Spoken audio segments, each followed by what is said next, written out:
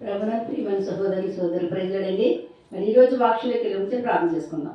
మోహనోతుడా, మహాగండ, సరస్వతుడా, నాదా, పరిశుద్ధాత్ముడా, ఆకాశాన్ని భూమిని సంస్థాన్ని సర్వాన్ని సృష్టించిన సృష్టికర్త నేసయ్యా, నీకే స్తుతులు స్తోత్రాలు చెల్లించినంతటి గతించిన ఆదివారం నుంచి ఆదివారం వరకు నీ సజీవుల రెక్కల కింద మమ్మల్ని అందరినీ కాచి కాపాడి భద్రపరిచి ఆరోగ్యించి ఆశించి బలమించి శక్తినిచ్చి కృపనిచ్చి సజీవుల లెక్కల్లో ఉంచినందుకే నీకే స్తుతి, నీకే మంచి తెలిసినంత వరకు తండ్రి నాయన పరిశుద్ధ పాటల్లోని తండ్రి ఆరాధనలోని ఆయన మీరు నడిపించిన విధానానికి స్థుతులు స్తోత్రాలు చెల్లించినందుకు ప్రభా నాయన నీ వాక్యం చెప్పుచుండగా అపితరమైన నా పెదవులు అగ్ని చేత కాల్చున్న శరీరాన్ని వరుగుపరచు, మానవ స్వరాన్ని వరుగుపరచు, దైవస్వరంతో మాట్లాడి దర్శించి నీ నామానికి మహిమను ఘనతో ప్రభావాన్ని పొందుకోమని ఇస్తున్నాము పరమ తండ్రి, ఆమేన్. మరి ఈరోజు మన వాక్యం అంశం ఏంటంటే ఈ సున్నత లేని ఫిలిష్తీయుడు ఎంతటి వాడు, ఈ సున్నత లేని ఫిలిష్తీయుడు ఎంతటి వాడు. యెషయా 17వ అధ్యాయం అండి, 22వ వచనం చదువుకుందాం. దావీదు తాను తెచ్చిన వస్తువులను సామాగ్రిని కనిపెట్టి వారు వశము చేసి పరిగెత్తుకుపోయి సైన్యములో చొచ్చి కృష్ణ ప్రశ్నలు తన సహోదరులను అడిగాను. ఇక్కడ ఏమైందంటే తండ్రి ఎప్పుడైతే మరి యుద్ధానికి వెళ్ళాయా, మరి మన దేశంలో యుద్ధం జరుగుతుంది కనుక మీ అన్నలు యుద్ధంలో ఉన్నారో, మీ అన్నలు మరి యుద్ధం చేస్తున్నారు కనుక వాళ్ళు చాలా ఆకలితో ఉంటారు కనుక వాళ్ళకి కావాల్సిన మరి సామాగ్రి పట్టుకెళ్ళి వాళ్ళకి కావాల్సిన ఆహారం కూడా పట్టుకెళ్ళాడు, అవన్నీ పట్టుకుని వెళ్ళాడంట, అవన్నీ ఇచ్చేసాడంట. అవన్నీ ఇచ్చేసిన తర్వాత వచ్చాడంటే అడుగుతున్నాడంట అక్కడ ఏంటి యుద్ధం ఎలా ఉంది, ఇక్కడ ఏం జరుగుతుంది ఏంటి అనేసి ఈ కుడిసిన పైన అక్కడ ఉన్న వాళ్ళందరి గురించి ఇవన్నీ తెలుసుకుంటారు. దావిది అడుగుతాడు. ఎందుకంటే ఆల్రెడీ దావిదికి ఏమీ తెలియదు, తనకి యుద్ధం అంటే ఎలా ఉందో తెలియదు, మరి తను చదువుకోలేదు, జ్ఞానం లేని వాడు, యుద్ధం ఎలా చేయాలనేది ఏమీ తెలియదు దావీదు ఎప్పుడైతే కురిసిన ప్రశ్నలు అడుగుతున్నటువంటి సామ్యులు ఇక్కడ ఏం జరుగుతుందండి, 23వ వచనం. అతడు వారితో మాట్లాడుచుండగా గాతు ఫిలిష్తీయుడైన గొల్యాతు అను శూరుడు ఫిలిష్తీయుల సైన్యంలో నుండి వచ్చి పై చెప్పిన మాటల చొప్పున పలుకగా దావీదు వినెను. ఏం చేస్తాడంటండి, ఈ యొక్క గొల్యాతు వచ్చాడంటండి. గాతాలోని గొల్యాతు వచ్చి ఏమంటాడంటే, ఏం చెప్తానంటే, మీలో ఎవరైనా సరే యుద్ధంలోకి వచ్చాడు, మీలో ఎవరైనా సరే మరి నాతో యుద్ధం చేశారంటే, ఎవరికైనా మీకు దమ్మున్నదా, మీరు వచ్చి నాతో యుద్ధం చేయండి, నన్ను మీరు ఓడించారంటే నా రాజ్యాన్ని మీకు అప్పగించేస్తాను, లేదంటే మీ రాజ్యాన్ని మీ ప్రజలు కూడా నేను తీసుకుపోతాను, సవాలు చేస్తున్నాడు, సవాలు కొడుతున్నాడంట.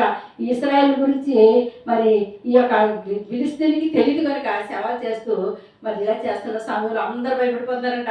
అందరూ కూడా ఈ బాబాయ్ వచ్చేసాడు, మనం 41 రోజు కాదు 40 రోజులు మట్టించి వాళ్ళకి సవాలు చేస్తున్నాడు. 40వ రోజు వచ్చేసింది. ఈ 40వ రోజు ఇప్పుడు ఏం చేయాలి చెప్పండి, ఇశ్రాయేల్ మీద యుద్ధం చేయాలి, ఇశ్రాయేల్ అందరూ ఓడించి మరి అతను నెగ్గాలనే ఉద్దేశంతో ఈ గొల్యాతు అండి ఇక్కడ సవాలు చేస్తుంది. ఆ విషయం ఎవరికి దావీదు తెలియదు కనుక సడన్గా ఈ మాటలు ఎప్పుడైతే సౌండ్ పడ్డాయో ఆ యొక్క మాటలు వినగానే ఇక్కడ మరి దావీదు ఏం చెప్తున్నాడో ఒకసారి చూద్దామండి. 26 దావీదు 25 ఇశ్రాయేలీయుల్లో ఒకడు వచ్చుచున్న ఆ మనిషిని చూచితిరే నిజముగా ఇశ్రాయేలును తిరస్కరించుటకై వాడు బయలుదేరుచున్నాడు. వానిని చంపిన వానికి రాజు బహుగా ఐశ్వర్యం కలుగజేసి తన కుమార్తెనిచ్చి పెండ్లి చేసి వాని తండ్రి ఇంటిని వారిని ఇశ్రాయేల్లో స్వతంత్రులుగా చేయననగా. ఇక్కడ ఏం చెప్తానంటే, ఇదిగో మరి రాజుగారు అయితే ఈ యుద్ధానికి ఇంతమంది యుద్ధశూరులు తయారు చేశాడు, కానీ ఒక్కడు కూడా అతనితో గొల్యాతు యుద్ధం చేయడానికి ఒక్కడు కూడా వెళ్ళకపోతున్నారు కనుక మరి ఇంకా ఎవరైనా సరే యుద్ధానికి తయారు చేసిన వాళ్ళ కాదు, ఎవరైనా సరే ఎటువంటి వారిని సరే మరి ఆ గొల్యాతుతో తలపడి ఆ గొల్యాతు కానీ జయించలాగా ఉంటే రాజ్యంలో ఇస్తాడట, తన కుమార్తెని వివాహం చేస్తాడట, వాళ్ళ కుటుంబానంతా ఈ రాజుగారి ఇశ్రాయేల్లో కలుపుకొని చూస్తారట అనేసి అంటండి. అక్కడ ఉన్న ఒక సైనికుడు వారందరితో చెప్తున్నాడట. వారందరితో చెప్తున్నప్పుడు సమయంలో ఎవరైనా చెప్పండి ఈ మాట కూడా దావీదు సౌలు పడ్డదంట. సౌలు పడగానే ఏంటి వీళ్ళు ఇంతగా భయపడిపోతారు, ఇంతగా పిల్లదనం పడిపోతారు, ఏంటి విషయం ఏంటి అనేసి ఇతను ఆందోళన చెందుతూనే మరి ఆ మాట్లాడినటువంటి అప్పుడు దావీదు ఈ రీతిగా పలికాడంటే, ఏ రీతిగా పలికాడు చదవము కింద.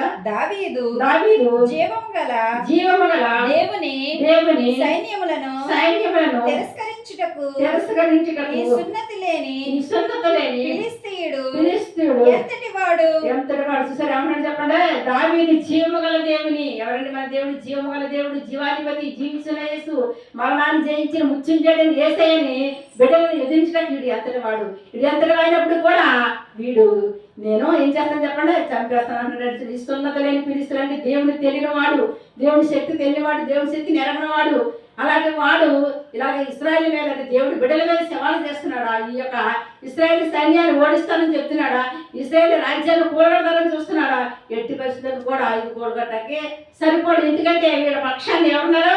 జీవము గల దేవుడు, జీవించిన దేవుడు ఉన్నాడు, నిజమైన దేవుడు ఉన్నాడు కనుక ఉన్నవాడు అనువాడైన యేసయ్య వాళ్ళకి కాపాడుతాడు. వాళ్ళ పక్షాన్ని, ఇశ్రాయేల్ పక్షాన్ని నేను వెళ్తాను, నేను వాడిని చంపేస్తానని చెప్తున్నాడు. చూడండి మాట కూడా చదువుమా. వారిని చంపి ఇశ్రాయేలు నుండి ఈ నిందను తొలగించిన వానికి బహుమతి యేసుని తన యొద్ద నిలిచిన వారిని అడగా జనులు వాని చంపిన వానికి ఇట్లిట్లు చేయబడనని అతనికి ఉత్తరం ఇచ్చిరి. దేవునికి స్తోత్రం. ఎప్పుడైతే ఈ యొక్క దావీదు ఈ రీతిగా చెప్పినాడో ఇదేంటయ్యా, చాలా మంది ఉన్నారు, యోధులు ఉన్నారు, యుద్ధశూరులు ఉన్నారు, యుద్ధం నేర్చుకున్న వారు ఉన్నారు, యుద్ధంలో జయించిన వారు ఉన్నారు, ఎంతో మంది ఎన్నో రీతిగా ఉండగా ఏమి తెలియని నీవు, ఏమి రాని నీవు ఆ సున్నతులని పిలుస్తుని జయిస్తాను, వాడిని చంపివేస్తాను, వాడిని నరికేస్తాను అంటున్నావేంటి అనేసి అంటండి. వీళ్ళు అంటారంట. అంటప్పుడు అంటారంట, నేను ఖచ్చితంగా పని చేయగలను, ఆ పని చేసే శక్తి నాకు ఉంది. నాలో ఉన్నవాడు జీవము గలవాడు, లోపల ఉన్నవాడు కానీ నీలో ఉన్నవాడు గొప్పవాడు అని దేవుడు గొప్ప కార్యాలు చేస్తాడు. సాతానుడు ఎన్ని కుయుక్తులు వేసినప్పటికీ, ఎన్ని విధాలుగా నీ జీవితంలో నీ కుటుంబంలో ఎన్ని ఒడిదుడుకులు తెచ్చినప్పటికీ, ఎన్ని రోగాలు తెచ్చిపెట్టినప్పటికీ, ఎన్ని బాధలు తెచ్చిపెట్టినప్పుడు కూడా దేవుడి శక్తి ఉన్నప్పుడు సైతాన్ శక్తికి ఏమాత్రము అధికారం ఉండదు. కనుక నీలో దేవుడు ఉన్నాడు, నీలో దేవుడి శక్తి ఉన్నది. దేవుడు జీవిస్తున్నవాడు, జీవగల దేవుడు, జీవాధిపతి, నీ కోసం నా కోసం మరణాన్ని జయించిన యేసయ్య గొప్పవాడిని ఎవరైతే నమ్మి విశ్వసిస్తారో వారి పట్ల దేవుడు గొప్ప కార్యాలు చేస్తాడు. చిన్నవాడైనప్పటికీ కూడా, బలహీనైనప్పుడు కూడా, బలమైనప్పటికీ, చిన్నవాడైనప్పటికీ, ఏమీ తెలియనప్పటికీ, ఏమీ రానప్పటికీ కూడా దావీదు ఏమన్నాడు చెప్పండి, నాలో ఉన్నవాడు గొప్పవాడు, నాలో ఉన్న దేవుడు జీవము గల దేవుడు, ఆయన ఎప్పుడు నిత్యము నిరంతరము జీవించున్నాడు. నిన్న నేడు నిరంతరం ఏకరీతిగా ఏ సమయం పిలిచినా, ఏ సమయాన్ని ఏడుకున్నా, ఏ సమయం ప్రార్థన చేసుకున్నా సరే దేవుడు నీలో ఉన్న సమస్తానైనా తీసివేసే దేవుడుగా ఉన్నాడు. కాదు రోగానే కాదు, నీ సమస్యలు, కష్టాలు, బాధలు, వేదలు ఎందు నుంచి అయినా సరే ఆయన విడుదల చేసే శక్తివంతుడు. అటువంటి శక్తివంతుడు నేను కలిగి ఉన్నాను కనుక ఆ సున్నతలేని పిలుస్తాడని నేను ఒక్క దెబ్బతో నరికి చంపేస్తానని అంటండి. ఇక్కడంట వారందరితో చెప్పినాడు, అందరూ ఆశ్చర్యపోతున్నారంటే ఏంటి చూస్తే చిన్నవాడు, దీనికి ఏమీ తెలియదు ఇలా చెప్తున్నాడండి, ఏమైంది అసలు అని అనేసి అంటండి.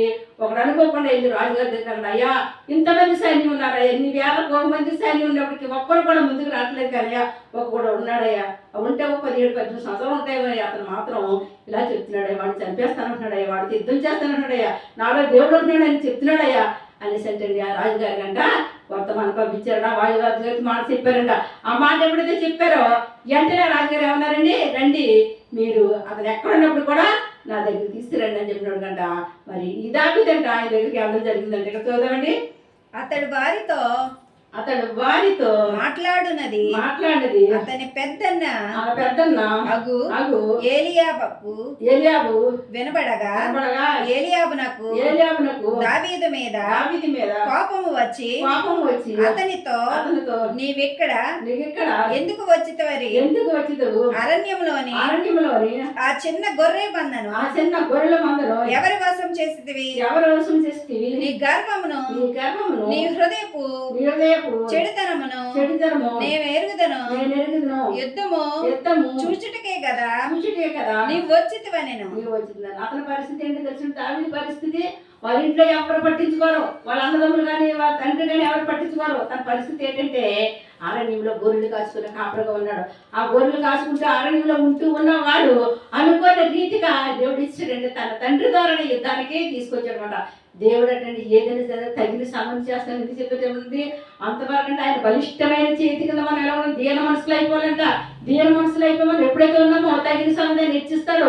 ఈ దావీదును చూసారా ఏ రీతిగా హెచ్చించాడు, అనుకోని రీతిగా అనుకోని పరిస్థితులు ఇంట్లో వాళ్ళందరూ ఒప్పుకోని పరిస్థితులు తండ్రి ఎక్కడ పంపించాడు చెప్పండి, వాళ్ళకి ఆహారం ఉండడానికి పంపించాడు. ఆ రీతిగా వచ్చాడు. అతనిలో ఉన్న దేవుడు ఏం పలికిస్తున్నాడండి, నువ్వు చెప్పగలవు, ఆ దావీదు నువ్వు జయించగలవు కనుక నువ్వు వెళ్ళమని చెప్పడంతో ఈ దావీదండి ఈ రీతిగా చెప్పినప్పుడు అన్న తిడుతున్నాడంట. తిట్టి నువ్వు గొప్పవాడు అయిపోవాలనుకుంటావు, నీకు చెప్తాను నీ ఇదంటే మాకు అన్నీ తెలుస్తూ నువ్వు యుద్ధం చూడటానికి వచ్చేవలసి చేతకాని వాడుగా చూస్తున్నారంట, అవమానపరుస్తున్నారంట ఇతన్ని దావీదుని. అయినప్పటికీ కూడా దావీదు ఎంత మాత్రము ఏమైపోలేదు చెప్పండి, భయపడలేదు, జడలేదు. ఎందుకు భయపడలేదు, ఎందుకు జడలేదంటే తనలో ఉన్నవాడు జీవగల దేవుడు, జీవించిన దేవుడు ఉన్నాడని విశ్వాసంతో నమ్మకంతో రాజుగారి పిలవగానే రాజుగారి దగ్గరికి వెళ్ళాడంట. ఇక్కడ చదవండి 32 చదవమ్మా. ఈ ఫిలిష్తీయుని బట్టి ఎవరి మనసును కృంగ నిమిత్తం లేదు. మీ దాసుడునైనా నేను వానితో పోట్లాడుదునని దావీదు సౌలుతో అనగా సౌలు ఈ ఫిలిష్తీయుని ఎదుర్కొని వానితో పోట్లాడుటకు నీకు బలము చాలదు, నీవు బాలుడవు, వాడు బాల్యము నుండి విద్యాభ్యాసం చేసిన వాడని దావీదుతో అనెను. సరే సౌలు రాజు గారికి దావీదు ఎప్పుడైతే తీసుకొచ్చారో సౌలు రాజు గారు అన్నారంట, అయ్యో నువ్వు వయసు చూస్తే చిన్నదే, నీకేమీ తెలియదే, నువ్వు చిన్నవాడువే, నువ్వు యుద్ధం కూడా నేర్చుకోలేదా. వాడైతే బాల్య దినాల నుంచి యుద్ధం నేర్చుకున్నాడు. ఆ యుద్ధంలో సూర్యుడు వాడు ఏదైనా చేసేవాడు, ఎంతమందైనా చంపేవాడు. అటువంటి ఒక గొప్ప సూర్యుడు, అంత బలమైన వాడు ఫిలిష్తీయుడు కనుక నువ్వు మాత్రం ఏమి చేయలేవు, నువ్వు బాలుడు అనేసి అంటండి. ఈ యొక్క దావీదునంట ఇంకా కొంగడి చేస్తున్నాడు, ఇంకా నీరసంగా మాట్లాడుతున్నాడంట. ఇంకా అతన్ని మరి ఏం చేస్తున్నాడంటే దావీదు నువ్వేమి చేయలేవు అన్నప్పుడు అంటే దావీదు అప్పుడు ఇక్కడ ఒక్కసారి చెప్తాడంటే ఏం చెప్తాడు ఇక్కడ చదవమ్మా. అందుకు దావీదు సౌలుతో ఇట్లా నేను మీ దాసుడినైనా నేను నా తండ్రి యొక్క గొర్రెలను కాయచుండా సింహాసనమును ఎలుగుబంటిను వచ్చి మందలో నుండి ఒక గొర్రె పిల్లను ఎత్తుకొని పోవచుండగా నేను దానిని తరిమి చంపి దాని నోట నుండి ఆ గొర్రెను విడిపించితిని. అది నా మీదకి రాగా దాని గడ్డము పట్టుకొని దానిని కొట్టి చంపితిని. దేవునికి స్తోత్రం. ఏమన్నాడు తెలుసా, అయ్యా నేను గొర్రెలు కాచుకున్నవాడయ్యా, గొర్రెలు కాపరనైనా నేను మరి ఆ గొర్రెలు కాచుకున్నప్పుడు ఆ ఎలుగుబంట్లు ఆ సింహాలు వచ్చినప్పుడు వాటిని నేను కొట్టి చంపేశానయ్యా. నా మీదకి వచ్చిన నేదో చేతనోడు ఎండుగా తీసేసి నేలను బాధేశానయ్యా. అటువంటి శక్తివంతుడైన దేవుడు నాలో ఉన్నాడు, నేను ఏదైనా చేయగలను అనేసి అంటే ఎవరితో చెప్తున్నారు చెప్పండి. ఈ యొక్క రాజుగారితో చెప్తున్నాడంట. రాజుగారు ఆశ్చర్యపోతున్నాడు, ఇతని ధైర్యాన్ని చూస్తున్నాడంట, ఇతని బలాన్ని చూస్తున్నాడంట, ఇతని దేవుడి మీద పెట్టుకున్న నమ్మకాన్ని చూస్తున్నాడంట, ఇతనిలో దేవుడు ఉన్నాడు నిజమే అనేసి అంటండి. ఈ రాజుగారు ఎప్పుడైతే మరి ఆ రీతిగా ఆ యొక్క మరి ఎవరి పట్లండి దావీదు పట్ల అంటే రాజుగారి కంటే కొంచెం ధైర్యం కానీ ఏం చెప్పాడు చూడండి ఇక్కడ చదువు. మీ దాసుడినైనా నేను ఆ సింహమును ఎలుగుబంటిని చంపితినే జీవము గల దేవుని సైన్యములను తిరస్కరించిన ఈ సున్నతి లేని ఫిలిష్తీయుడు వాటిలో ఒక దాని వలె అగునని అంటున్నాడు. ఈ సున్నతి లేని ఫిలిష్తీయుడు, నేను ఇంత సింహాన్ని ఎలుగుబంటిని ఎలా చంపేసి నాన్న కూడా చంపేస్తాను. ఎట్టి పరిస్థితిలో రాజుగారు మీరు చింతపడకండి, మీరు భయపడకండి, నాలో దేవుడు ఉన్నాడని అంటారు. ఇంకా అంటే రాజుగారికి ఇంకా ధైర్యం చెప్పాడంట. అప్పుడు రాజుగారు ఏమన్నా చదువుల కింద సింహం యొక్క బలము నుండి ఎలుగుబంటి యొక్క బలము నుండి నన్ను రక్షించిన యెహోవా ఈ ఫిలిష్తీయుని చేతిలో నుండి కూడా నన్ను విడిపించినని చెప్పెను. అందుకు సౌలు పొమ్ము, యెహోవా నీకు తోడుగా నుండును గాక అని దావీదుతో అనెను. దేవునికి స్తోత్రం. ఏమన్నాడంటే నువ్వు ఇంత ధైర్యంగా నువ్వు ఎంత ఇదిగా చెప్తున్నావు కనుక ఆ దేవుడే నీకు తోడుకుంటాడు, ఆ దేవుడే నిన్ను నడిపిస్తాడు, ఆ దేవుడే యుద్ధంలో నీకు విజయాన్ని ఇస్తాడు. సింహాన్ని ఎలుగుబంటిని చంపించిన దేవుడు ఈ రోజు కూడా నీ ప్రాణాన్ని ఈ యొక్క ఫిలిష్తీయుని చేతిలో పట్టకుండా కాపాడడానికి వెళ్ళిపోయిద్దాన్ని కలిసి అంటే దావీదంటే రాజుగారు అంటే సౌలు రాజుగారు ఏం చేసి చెప్పండి దావీది కంట ఆర్డర్ ఇచ్చారంట. ఇప్పుడు వెంటనే ఈ యొక్క సౌలుని ఈ సౌలు గారు ఎప్పుడు ఆర్డర్ ఇచ్చారో ఈ దావీదటండి ఆ ఫిలిస్తీన్ ఎదుర్కోటాకే యుద్ధానికి వెళ్తున్నాడటండి. దేవునికి స్తోత్రం. హల్లెలూయా. 40 వచ్చిన చదవమ్మా. తన కర్ర చేత పట్టుకుని ఏటి లోయలో నుండి 5 నున్నని రాళ్లను ఏరుకొని తన ఎద్దునున్న చిక్కంలో ఉంచుకుని వడిసేల చేత పట్టుకుని ఆ ఫిలిస్తీయుని చేరుకుపోయాను. ఇక్కడ అటండి ఈ యొక్క దావీదు ఏం చేశాడంటే తనకి దగ్గర ఎప్పుడు కూడా ఒక వర్షాలు ఒక ఉంటుంది, తిప్పుకున్నది ఉంటుంది, తర్వాత ఒక శక్తి ఉంటుంది. ఎందుకంటే అరణ్యంలో ఆ గొర్రెలు కాచుకున్నప్పుడు ఆ మేకల మీదకి ఆ గొర్రెల మీదకి ఆ మేకల మీదకనే మరి కొన్ని కాకులు గట్ట వచ్చేసి అక్కడ ఉన్న పుడ్డు గట్ట పొడి చేసి తినేసినప్పుడు అటండి ఈ ఒడిశాల్లోని రాయి పెట్టి కొట్టడం తనకు అలవాటు కనుక అది ఎప్పుడు తన దగ్గర ఉంటుందండి. అవే తీసుకున్నాడు. అవి తీసుకొని అతను బయలుదేరి వచ్చేసినాడు. మరి ఈ యొక్క ఫిలిస్తీయుడు అయితే ఎంత బలంగా ఉన్నాడో, ఎంత శక్తిమంతుడో, ఏ రీతిగా మరి జయించడానికి ఏ రీతిగా అతను కనబడుతున్నాడు. ఇక్కడ అతని గురించి ఒకసారి చదువుదామండి. చదువు 39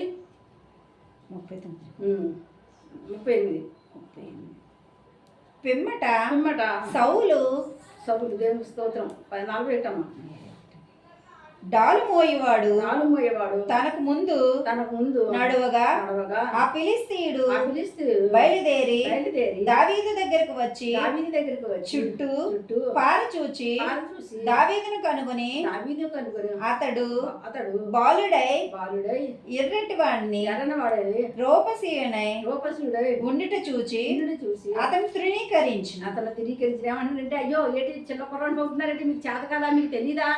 నాతో జయించాడంటే చిన్న కుర్రాడు ఏం చేయించాడు? ఈ కుర్రాడు చూస్తాడో పుట్టిగా ఉన్నాడు, ఎర్రగా ఉన్నాడు, అందంగా ఉన్నాడు, ఇటువంటి ఎవరు వస్తే నన్ను ఏం చేస్తాడో, నన్ను ఏం చేయలేడు కదా, ఎంతో నేను యుద్ధమో చేయను అన్నాడంటండి. అప్పుడు ఏంటంటే ఇలాగ అయినప్పటికీ కూడా ఏం చెప్తాడంటే నువ్వు చేయవలసిందే. అతను ఇంతమందిలో ఎవరో మరి నువ్వు చేయాల్సి చేసినట్టు ఎవరు రాలేదు కానీ ఈ విధంగా వచ్చాడు కనుక ఇతనితో యుద్ధము చేయవలసిందే అన్నటండి. అతను అట్టండి ఎలాగున్నాడంటే ఒంటి నిండా రాగి శిరస్థానంతో పాటు ఒంటి నిండా ఏమున్నాయి చెప్పండి, అతను బలమైన శిరస్థానం వేసేసుకున్నాడు. అతను ఎట్టి పరిస్థితులు కవసం ధరించేసుకున్నాడు. ఒక చొక్కాలు ఇవన్నీ ఉన్నాయి కనుక ఇతను ఎట్టి పరిస్థితులు ఏవి కూడా ఎంతటి స్నానం చేయడానికి లేకుండా అతను ఒక రాజు కవచాన్ని ధరించుకున్నాడు. రాజు కనుక శిరస్థానాన్ని కవచాన్ని మొత్తం అంతా రాగితో ఉన్న దాన్ని తనుకొని ఉన్నాడంటే దావీదు కూడా ఆ రీతిగా రాజుకి మరి అవన్నీ ఇస్తారు కనుక దావీదు కూడా ఇస్తాను. దావీదు తిరస్కరించాడు. నాకు ఆ వాడికి లేని పని, నేను ఎప్పుడు ఇలాంటి దాన్ని వాడలేదు కనుక నాకు ఏం అక్కర్లేదు, నేను ఇలాగే వెళ్తాను, దేవుడు నాకు ఏదైతే ఇచ్చాడో దాంతో వెళ్తాను ఇస్తాడండి. దావీదు వెళ్ళాడంట. ఈ వర్షాలు పట్టుకొని ఈ రాళ్ళు తీసుకొని దావీదు వెళ్ళాడు. అతనైతే మరి చాలా సేవలు చేస్తున్నాడు. అతను చూసి నవ్వుతున్నాడు. నేనేమైనా కుక్కను అనుకుంటున్నావా, కరెక్ట్గా వస్తున్నావు అనేసి మాట్లాడుతున్నాడు.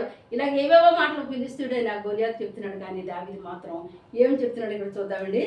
చదువుదాము 47 చదుదామా. 47 అప్పుడు యెహోవా కత్తి చేతను ఈటి చేతను రక్షించువాడని ఈ దండు వారు అందరూ తెలుసుకుందరు. యుద్ధము యెహోవాదే, ఆయన మమ్మను మా చేతికి అప్పగించినని చెప్పాను.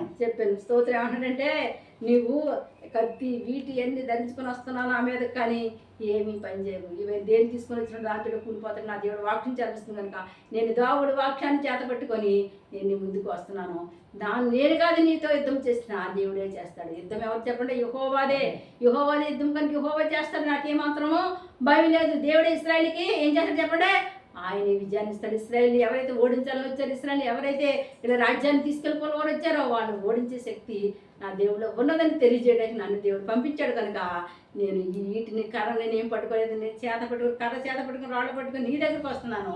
దేవుడే చూసుకుంటాడు. ఆయన యుద్ధము జరిగిస్తాడు. ఎట్టి పరిస్థితులు మనం భయపడక్కర్లేదని మన పక్షాన్ని ఎవరు లేనప్పటికీ, మన పక్షాన్ని ఎవరు మనల్ని చూడలేనప్పటికీ, మరి ఎవరు మనల్ని పట్టించుకున్నప్పటికీ, ఎవరు మనల్ని ఏ రోగంతో ఉన్నప్పటికీ, ఏ బాధతో ఉన్నట్టు, ఏ సమస్యతో ఉన్నట్టు ఎవరు కూడా మనం పట్టించుకున్నప్పటికీ నిన్ను పట్టించుకునే దేవుడు ఒకడు ఉన్నాడు.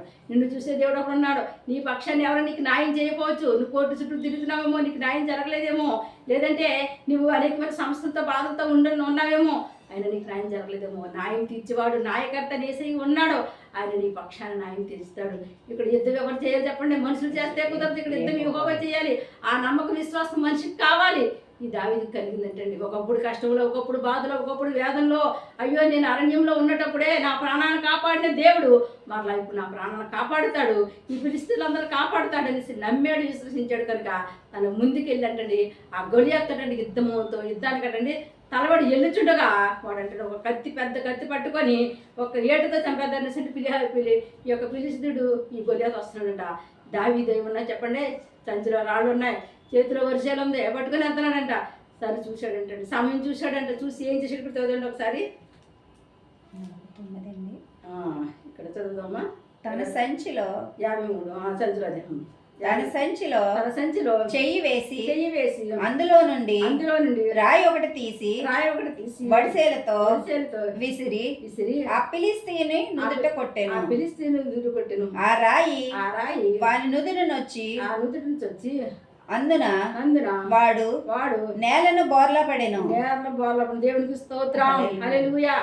చూశాడంటే దావీదు ఆడు వస్తున్నాడు కత్తి పట్టుకొని, ఈ దావీదు వెళ్తున్నాడు, ఇద్దరు ఎదురుపడ్డారు. ఎక్కడ చూసినోడికి ఈ యొక్క దావీదుకి ఎక్కడ ఏమీ కనపడలేదు. అంత రాగి శిరస్థానంతో కవచంతో ఉన్నాడు అతను. ఎక్కడ ఖాళీ స్థలం కనపడలేదు. ఎదురుకుంటా నుదుట ఒకటి కనపడదటండి, ఆ కళ్ళు నుదుట కనపడుతున్నట్టు. అప్పుడు అటండి ఆ ఒడిసెల్లో రాయి పెట్టండి. ఏం చేయాలి చెప్పండి, తిప్పాడంటే ఆ వర్షాలు తిప్పి వేసాడంటే ఒకేసారి అటండి మరి గురి చూసి కొట్టాడండి. దేవునామానికి మహిమ కలిగాక తిప్పి అక్కడ ఏం చేశాడు చెప్పండి, ఒకేసారి గురి చూసి ఎప్పుడైతే కొట్టాడో సరిగ్గా నుదుటికి తగిలిందంట. వెంటనే అతను ఏం చేయాడు చెప్పండి, బోర్లా పడ్డాడంట. చెప్పాలంటే మరి ఇక్కడ చాలా దేవుడు ఇతర పక్షాన్ని చాలా మంచి పని చేశాడు. దేవుడు యుద్ధం చేస్తాడని దావీదు అన్నాడు కనుక మరి దావీదు కాదండి, దేవుడు అక్కడ యుద్ధం చేసి ఎలా యుద్ధం చేశాడంటే తను పని పూనుకున్నాడు అంతే. ఎప్పుడైతే పని పూనుకొని ఈ రాయి తీసుకొని కొట్టాడో అది బోర్లా పట్టాకంటే దేవుడు అంటండి వెనక నుంచి అంట ఎదరకు దేవుడు అంట ఆ యొక్క గొలియాతు నుంచి తోసిచ్చాడండి. దేవునామానికి స్తోత్రం, హల్లెలూయా. ఆ యేసు ఎంత గొప్ప దేవుడు నమ్మాడు కనుక నా దేవుడు నేను ప్రయత్నం మాత్రమే చేస్తున్నాను, నా దేవుడు యుద్ధము చేస్తాడని నమ్మి విశ్వసించాడు కనుక ఆ యొక్క 6 మూరల జాండో యొక్క గొలియాతు ఏమి చెప్పండి, బోర్ల కదండి ఇలా పడిపోయాడు. ఎప్పుడైతే బోర్ల పడిపోయాడు గబగబగా పరిగెట్టుకుని వెళ్ళి తన కత్తి తీసుకొని తనటండి ఒక ఏడుతో చంపాడు. దేవునామానికి మహిమ కలిగాక. దేవుడు నీతో ఉన్నప్పుడు, దేవుడు నిన్ను నడిపిస్తున్నప్పుడు ఏ శక్తులు కానీ, ఏ చీకటి శక్తులు కానీ, ఏ సైతం శక్తులు, ఏ మనుషుల కుట్రలు కుతంత్రాలు కానీ ఏమి ఎంత మాత్రమో పనిచేయవు. వాళ్ళ కుటుంబంలో వాళ్ళ తండ్రి, వాళ్ళ తల్లి, వాళ్ళ అన్నదమ్ములు వాళ్ళందరూ దావీదుని చిన్న చూపు చూశారు, దావీదుని న్యాయం చేశారు, దావీదుని ఎంతగానో హింసించారు, ఎంతగానో బాధ పెట్టారు. కానీ తగిన సమయం దేవుడు దావీదుకి రాజ్యాన్ని ఇవ్వడం కోసం, దావీదుకి ఆ సౌలు యొక్క సింహాసనాన్ని ఇస్తాననేసి ఎస్ఐ ద్వారా అభిషేకం ఎప్పుడైతే పడ్డాదో ఏ రీతిగా ప్రజలకు తీసుకొచ్చాడు చూసారండి. మనం ఎవరి ప్రజలకి దావీదు ఏం కావాలని తను రాలేదు, తన తండ్రే తీసుకొచ్చాడు. ఆ సమయం సందర్భం అని ఎవరికి తెలుసండి, దేవుడికే తెలుసు కనుక మరి దావీదుని దేవుడు గొప్ప చేయడం మొదలు పెట్టేశాడు. దేవునామానికి మహిమ కలుగును కాక. దావీదు ఏమన్నాడండి, ఇస్తున్నత లేని ఫిలిష్తీయుడు ఎంతటి వాడు అన్నాడు. అవునండి, ఆ దేవుడు ఉన్నప్పుడు ఈ యొక్క శత్రువులు, ఈ బాధలు, ఈ కష్టాలు ఏమి కూడా నిన్ను ఎంత మాత్రమో ఏమి చేయలేదు. నమ్ము, విశ్వసించి, నమ్మకంతో విశ్వాసంతో నీ జీవితాన్ని కొనసాగించు. ప్రార్థన మాత్రమే చెయ్యి.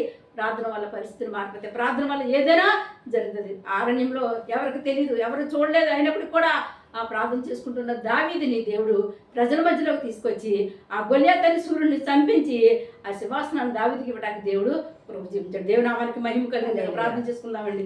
మహోన్నతుడా, మహాగండ, సర్వశక్తుడా, నాదా, పరిశుద్ధాత్మ నువ్వు ఎంత గొప్ప దేవుడు తండ్రి నాయన. నువ్వు సర్వశక్తి మంత్రుడు, యుద్ధమే హోదని దావీదు నమ్మి విశ్వాసంతో ముందుకెళ్ళినప్పుడు ఈ గొలియాతుని ఎలాగైతే కొట్టి చంపడం కృప చూపించడం, అలాగే ప్రభు నీ బిడ్డల భావ్య ఎంతో మంది ప్రభు నాయన ఎన్నో బాధలతో, ఎన్నో కష్టాలతో, ఎన్నో వేదనలతో ఉన్నారు తండ్రి నాయన. శత్రువు తండ్రి వాళ్ళు బాధపడతారని చూస్తున్నాడు, వాళ్ళు కొట్టి చంపే కృప నీకు మాత్రం ఉంది భావ్య. నువ్వేం చేస్తావు, ఎలా చేస్తావు నాకు తెలియదు. నేను బాధపడుతున్న బిడ్డలందరి పట్ల న్యాయం చేయమని అడుగుతున్నాను తండ్రి, కృప చూపించమని అడుగుతున్నాను తండ్రి నాయన. పరిశుద్ధాత్మడానికి స్థుతులు స్తోత్రాలు చెల్లిస్తుంది సమయం భావ్య. ఎవరైతే దుఃఖంతో, వేదనతో, కన్నీరు కారుస్తూ భావ్య నా సమస్య ఇదని బాధపడుతున్నారో అటువంటి వారికి ఏస్తున్నాములో విడుదల కలుగును కాక తండ్రి. నన్ను దుష్టుడు పారిపోవాలి. పరిశుద్ధాత్మ దర అధికార అధిష్టాల ధర నారా ధర దిరిశే శక్తికర నామంలో నదిలేసి ప్రతి సంస్థ ఏస్తున్నాములో కొట్టివేయబడి కాక. దావీదు పక్షాన్ని యుద్ధం చేస్తున్న దేవుడు మీ అందరి పక్షాన్ని యుద్ధం చేస్తుంది కాక. మీకు విజయం కలిగేస్తున్నాములో పరిశుద్ధాత్మ ప్రతి కుటుంబంలో విజయాన్ని కలగజేయండి భావ్య. ప్రతి రోగం నుంచి విడుదల కలగజేయండి, ప్రతి బాధ నుంచి విడుదల కలగజేయండి అయ్యా. నాయన రక్షక పిజెప్పుకొని సమస్యలను చేస్తే రక్తంలో విడుదల కలుగునుగా వేస్తే భార్య భర్తల మధ్య గొడవలు వేస్తున్నామని తీసివేయండి ప్రభు నాయన అత్తగారు కోడల మధ్య గొడవలు తీసివేయండి పరిశుద్ధాత్మ దేవుడు తండ్రి యేసయ్యా పరిశుద్ధాత్మ కృపగల దేవుడు కృప చూపించి బాబయ్య కరుణ చూపించండి ప్రభు తండ్రి ఎవరైతే వ్యాధి బాధలతో పడిన వారిని మంచాల మీద లేవనెత్తండి ప్రభు నడిపించండి ప్రభా కృప చూపించండి. ఈ రోజు ఎవరైతే ఆపరేషన్కి వెళ్తున్నారో తండ్రి వారికి మంచిగా ఆపరేషన్ జరిగి క్షేమంగా సురక్షంగా గృహానికి వచ్చి కృపద ఇచ్చామని నడుస్తున్నాడు తండ్రి. ఈ రోజు ఎవరికి డెలివరీ అవుతుందో వాళ్ళకి సులువైన డెలివరీ కృప వేస్తున్నాములో కలుగును కాక నాయన గర్భఫలం లేక ఎంతమంది కృంగిపోతున్నారో అటువంటి వారి గర్భాలు తెరుస్తున్నందుకు స్థితులు గర్భాలు ఇస్తున్నందుకు స్థితులు తండ్రి గర్భాన్ని పండిస్తున్నందుకు స్థితులు స్తోత్రాలు చెల్లించిన వివాహం బిడ్డలకి వివాహాలు జరిగిస్తున్నందుకు స్థితులు స్తోత్రాలు చెల్లించినాను తండ్రి నాయన ఉద్యోగాలు బిడ్డలకు ఉద్యోగాలు ఇస్తున్నందుకు స్థితులు చదువుకున్న బిడ్డలకి జ్ఞానం ఇచ్చి తెలివించి బాగా చదువుకున్న కృపదయ చేస్తున్నందుకు స్థితులు స్తోత్రాలు ప్రతి కుటుంబంలో కృప సంతోషము సమాధానం తెచ్చిన ఆరోగ్య బాలం శక్తి కృపను అనుగ్రహించిన ప్రభు నాయన రిక్షా డ్రైవర్కి విమాన డ్రైవర్కి నీకు ఆపదలు ఇచ్చి నీ కృపలు ఇచ్చి ప్రతి బండి ముందు మీరుండి నడిపించి వాళ్ళకి క్షేమంగా సురక్షంగా గృహాలకు వచ్చి కృపదయ ఇచ్చిన వాళ్ళ చేతులు కష్టాచితాన్ని వృద్ధిలో తీసుకుని చిన్న పనులు పెద్ద పనులు చేసుకున్న చేతి పనులు చేసుకుని ప్రతి ఒక్కరిని ఆశీర్వదించడం దీవించడం ప్రభు నాయన యేసయ్య పరిశుద్ధాత్మ కృపగలదా నీ కృప నీ కాపుదల నీ హస్తంలో తోడుగుంచుతండి దీవించుతండి నాయన మా ప్రార్థన గోపురానికి ఎంతమంది ఫోన్ చేసి ప్రార్థన చేయించుకుంటున్నారో వాళ్ళ వ్యాధి బాధ నుంచి వాళ్ళ సమస్య నుంచి వాళ్ళ కష్టాలను చేస్తున్నారో విడుదల దైత్యములు యూట్యూబ్ ద్వారా ఎంతమంది వాక్యం వింటున్నారో వాళ్ళ కుటుంబంలో శాంతి సమాధానం కలుగుదేమని నడుచున్నాడు అన్ని విషయాల్లో మేలు చేసి దీవించి ఆశీర్వదించి నీ నామానికి నువ్వు మాత్రమే మహిమను ఘనతను ప్రభావం పొందుకోమని యేసు శక్తివంతమైన నామమున ప్రార్థన వీకి సమర్పిస్తున్నాను మా పరమ తండ్రి. God bless you.